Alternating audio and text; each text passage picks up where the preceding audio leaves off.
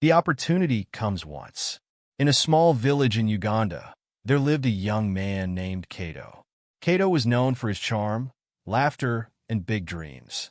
He often sat beneath the large mango tree in the center of the village, talking about how one day he would leave the village and become successful in the bustling city of Kampala. His parents were humble farmers who barely made ends meet, but they believed in Kato's potential. Opportunity doesn't come twice. Kato, his father, would remind him every time he spoke of his aspirations. One day, Kato's chance came. A wealthy businessman, Mr. Mwangi, visited the village looking for bright young men to work in his company in Kampala. He was impressed by Kato's confidence and smooth way with words. "You remind me of myself when I was young," Mr. Mwangi said, offering Kato a position as a junior assistant in his export business. The entire village celebrated Kato's achievement. His parents sold a goat to buy him proper clothes and a small suitcase. As Kato boarded the bus to the city, his mother wiped her tears, whispering, "This is your moment, son. Don't waste it." Arriving in Kampala, Kato was dazzled by the tall buildings, the busy streets, and the constant hum of activity. Mr. Mwangi welcomed him warmly and even offered to mentor him personally. Kato started with simple tasks, organizing files, running errands, and learning the basics of export logistics. But he was soon distracted by the allure of city life.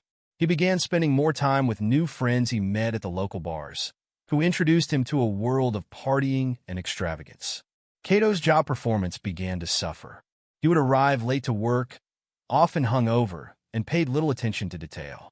Mr. Mwangi noticed the change and warned him, "Kato, this opportunity is rare. Don't let it slip away." But Kato dismissed the advice, thinking he could always talk his way out of trouble. His co-workers grew frustrated with him, as they often had to cover for his mistakes. Still, Kato convinced himself that everything was under control. One day, Mr. Mwangi entrusted Kato with a critical task, overseeing the delivery of goods to an international client. This was Kato's chance to prove himself, but instead of focusing on the assignment, he decided to attend a late-night party the evening before. Exhausted and unprepared, he made a series of errors during the shipment process. The goods were delivered to the wrong location, causing a major loss for the company. Furious, Mr. Mwangi called Kato into his office.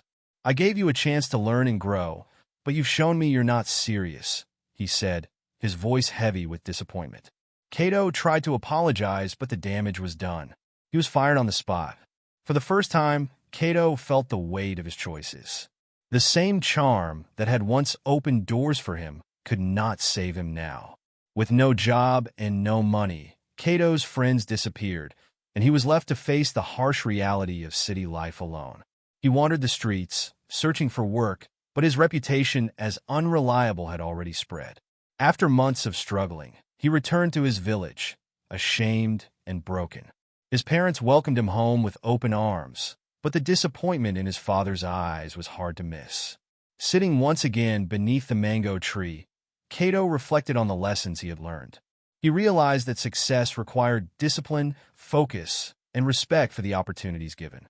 Though he hoped for another chance, he knew deep down that some opportunities truly come only once.